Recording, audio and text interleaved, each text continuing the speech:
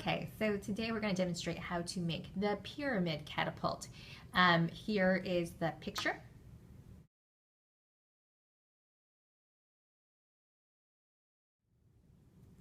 It looks really intimidating to make, but it's not that hard, and it's super fun for the students to build, and then obviously for the students to test, launching marshmallows and having a competition. So let's go through the steps individually.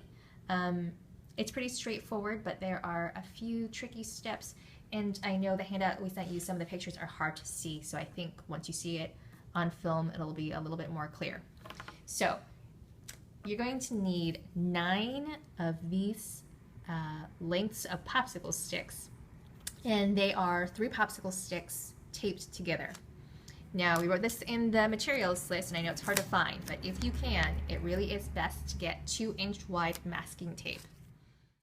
So lay the 2-inch wide masking tape sticky side up flat on the table, and then you're going to have your 3 popsicle sticks, and they're actually going to be taped together in this formation. So stick 2 of them together so they're straight across, and then you're going to stick the 3rd one in the middle, and that's going to serve as a reinforcement. So again, the 2-inch wide tape, you lay it flat on the table, and you'll need about 3 inches in length of the tape. Take one of the popsicle sticks, lay it 1 inch, so halfway into the tape,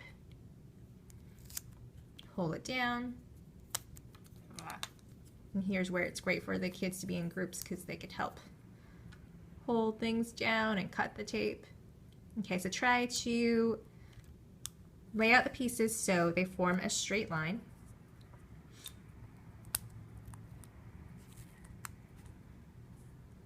Okay, you can actually fold over once if you want to for those first 2 pieces. And then take that 3rd one and put it on in the middle. So again, you're putting it right in the middle of the popsicle sticks. And then at this point, you can roll them up.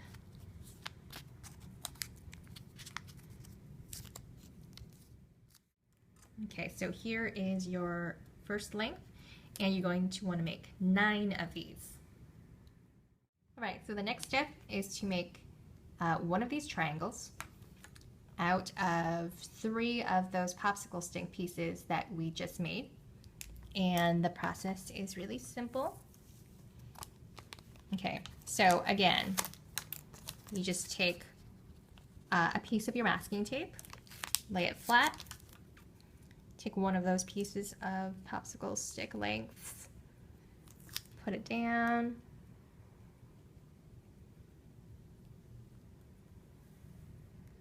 you guys see that? And then roll it over and roll it up.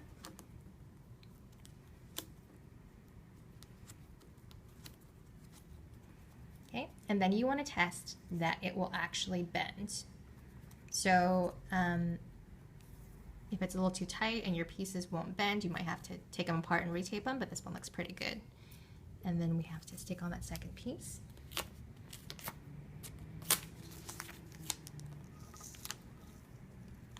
Or that 3rd piece, rather.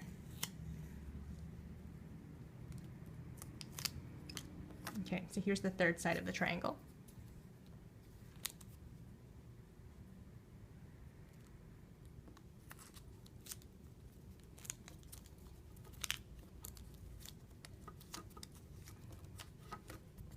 And then test to see that it will fold over, and it does. And so now you have all 3 sides of your triangle taped together.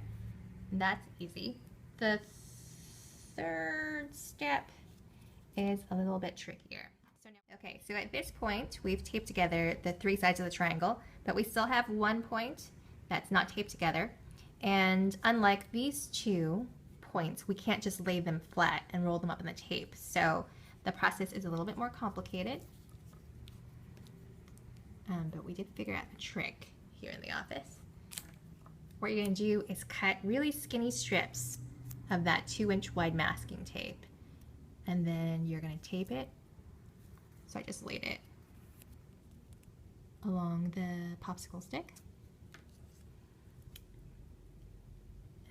you're going to fold it over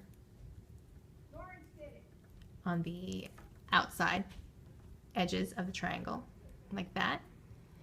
And then to reinforce it, we're going to do the same to the inside edge. So take another skinny piece of tape, put it in. Your students might figure out a better way to do it. So give them that opportunity, but just in case, we want to show you one way that we figured it out. Okay, so just for good measure, we're going to do it again to the outside edge, just to make sure it's fairly strong. Okay, it's pretty good. There's one last step you could do just to make it a little stronger. So this piece is a little bit thicker. I would say it's 1.5 inches wide.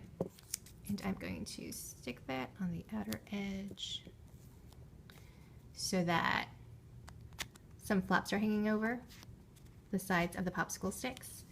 I'm gonna fold it over here. It's not perfect, but that's okay. And then I'm going to cut in a little bit to create little flaps that I'm gonna fold under.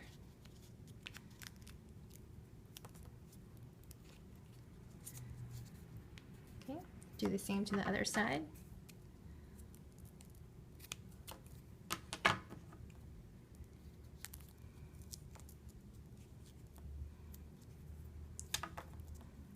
There we go. So now we have the finished triangle, and it is pretty sturdy. And I have to make 2 more of these. And once we have all 3, we're gonna come back and put them together. All right, so now we have our 3 separate triangles, and we're gonna start building the structure. We're gonna take 2 of the triangles, put them side by side like this, and tape together one side in the center, so right here.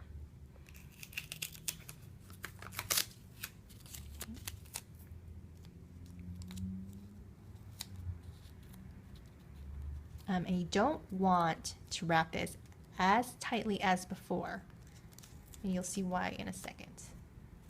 Okay, so one wrap around. If you could see that, we have it and it's taped right here. Then we're going to take this 3rd triangle and put it between the other 2 like this. So we've just really quickly formed a little pyramid. So now we have to tape it together.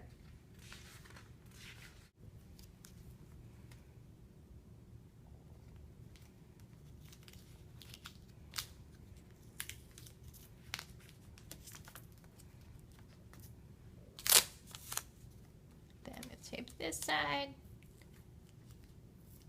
Oops.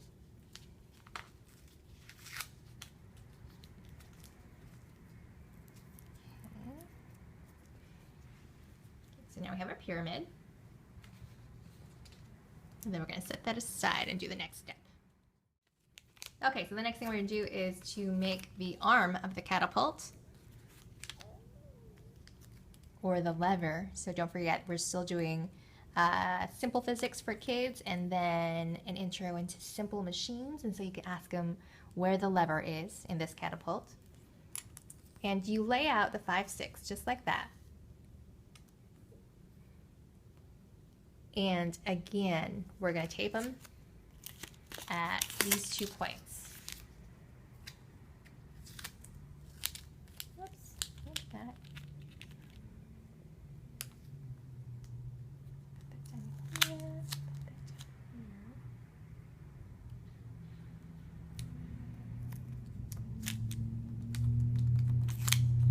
You can just do one side at a time.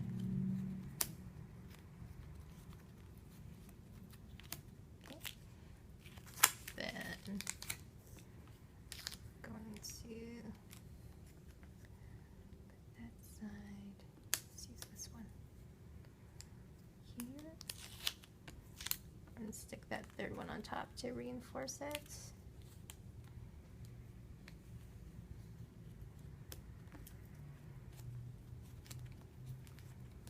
So now I have the long catapult arm, and we want something that's going to hold the marshmallow or the projectile. So you are going to get a bottle cap. Now we have the pyramid, and then we have the catapult arm. And again, I've attached that bottle cap to the end, and that's going to hold my marshmallow or my projectile. And now we have to put the two pieces together. So this is a little bit complicated, but remember, we only taped in the center parts of these pyramid sides. So right here, which means if I pick this up, I can actually stretch out the sides a little bit. So in that little space, that little opening right there, I'm going to slip the end of my catapult arm, and you'll see it's going to come through the other side, just like that. See that?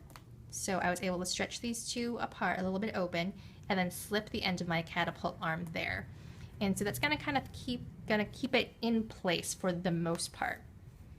Okay, but then we have to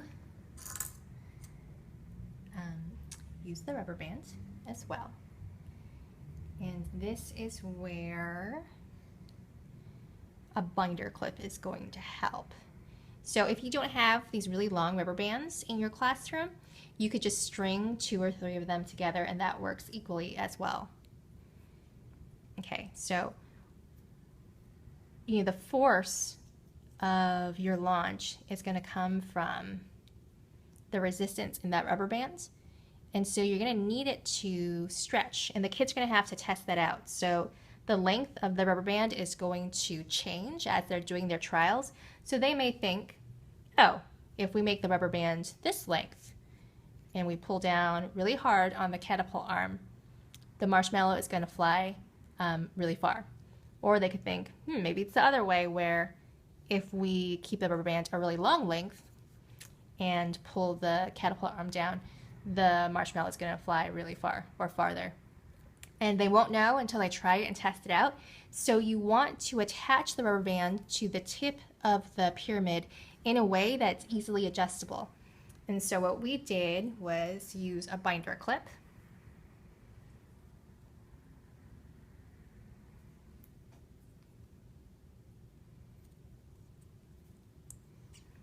To attach the rubber band. And that way they can test it once and say, no, I don't like that distance. So again, you want to figure out a way that they could easily adjust the length of the rubber band, and we found that the little binder clips work the best. Okay, but they could have a whole lot of fun testing it out. Obviously, make sure you go over safety rules. So the moment they fling their marshmallow or their wad of paper, someone in the group has to pick it up right away. We don't want anyone slipping, and you have to go over safety rules in terms of making sure that no one is standing in the way of the marshmallows that are being flung around the room. But most importantly, have fun with it. And you don't have to tell the kids this, but they're doing the engineering design process, they're doing the scientific method by building and testing something that is super, super fun.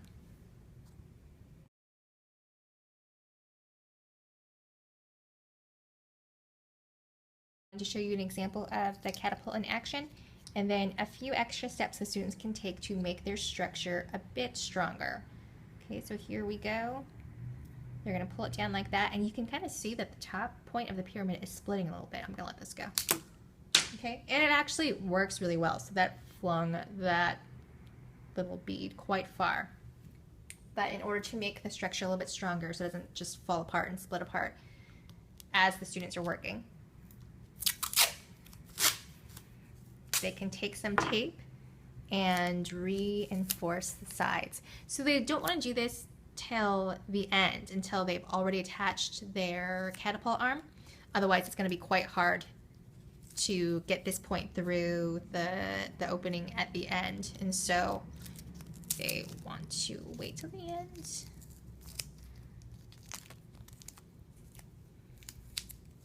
And tape this together. And any other weak spots that they find, they might even want to tape it here. That way, when they're pulling down on their catapult arm,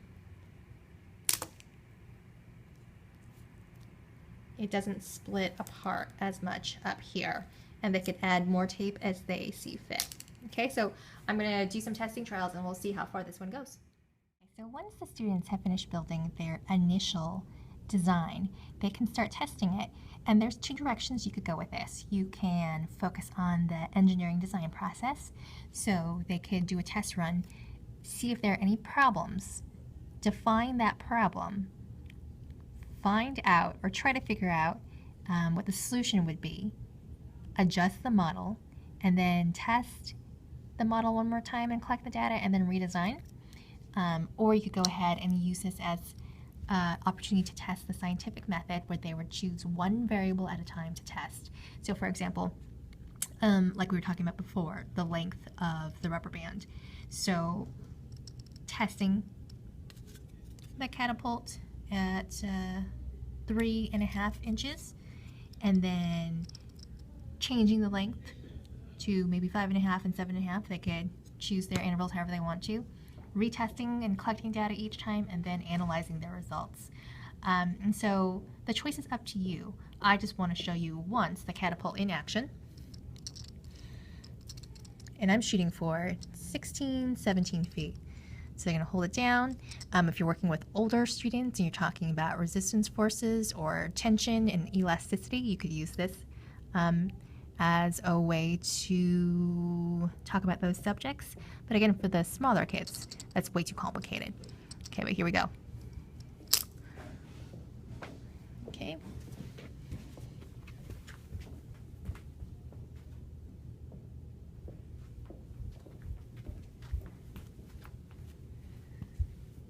So that was about 15.5 feet. I'm shooting for 16, and I've been doing this for the past 20 minutes. And so I'm going to keep on changing my design and retesting.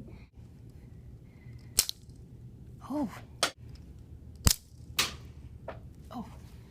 And again, we're shooting for 15 feet. Ah! Okay, so let's try this one more time. Let's move this down a little bit.